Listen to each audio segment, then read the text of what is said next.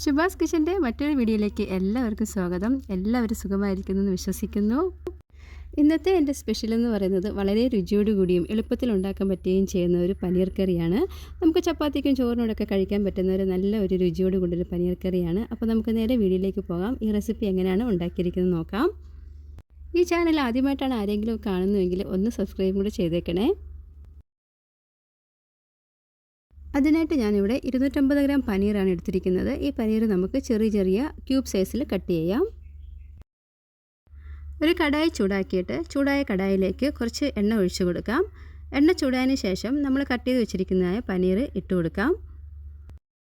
എണ്ണയിൽ ചേർത്ത് കൊടുത്ത പനീർ നമുക്ക് തിരിച്ചു മറിച്ചു വിട്ടൊന്ന് വറുത്തെടുക്കാം.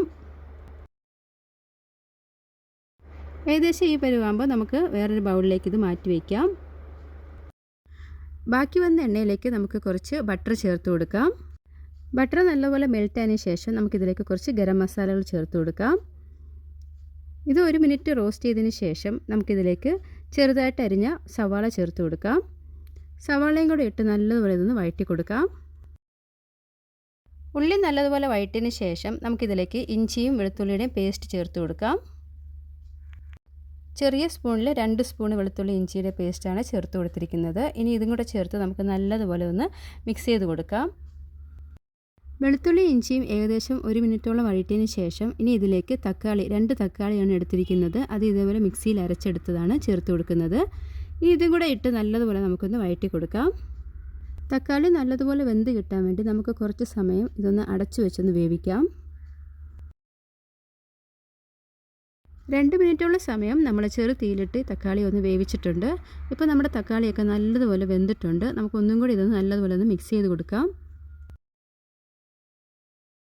ഇനി ഇതിലേക്ക് ചേർക്കാനുള്ള മസാല റെഡിയാക്കാം. അതിനായിട്ട് ഒരു ബൗളിലേക്ക് 3 സ്പൂൺ തൈരാണ് ചേർക്കുന്നത്.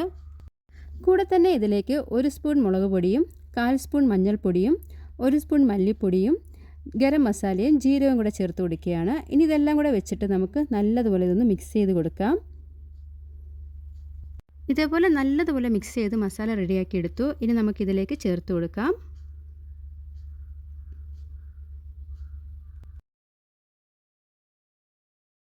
ഇനി ഇതിലേക്ക് കറിക്ക് ആവശ്യമായിട്ടുള്ള ഉപ്പ് ചേർത്ത് കൊടുക്കാം.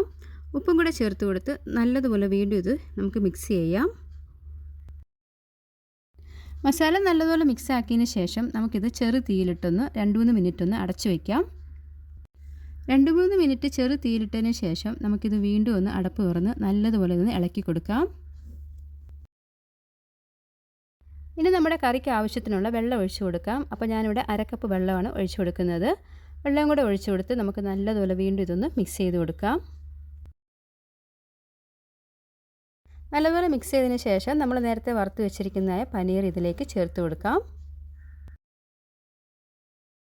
പനീർ ചേർത്ത് കൊടുത്ത് വീണ്ടും നമുക്കിത് നല്ലതുപോലെ ഒന്ന് മിക്സ് ചെയ്തതിന് ശേഷം വീണ്ടും നമുക്ക് ചെറു തീയിലിട്ട് നിന്ന് അടച്ചു വെച്ചൊന്ന് വേവിക്കാം.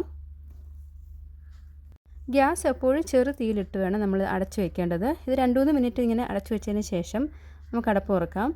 ഇനി ഇതിലേക്ക് നമുക്ക് കസൂരി മേത്തി ഇതേപോലെ കയ്യിൽ വെച്ചൊന്ന് തിരുമ്മി ഇട്ട് കൊടുക്കാം.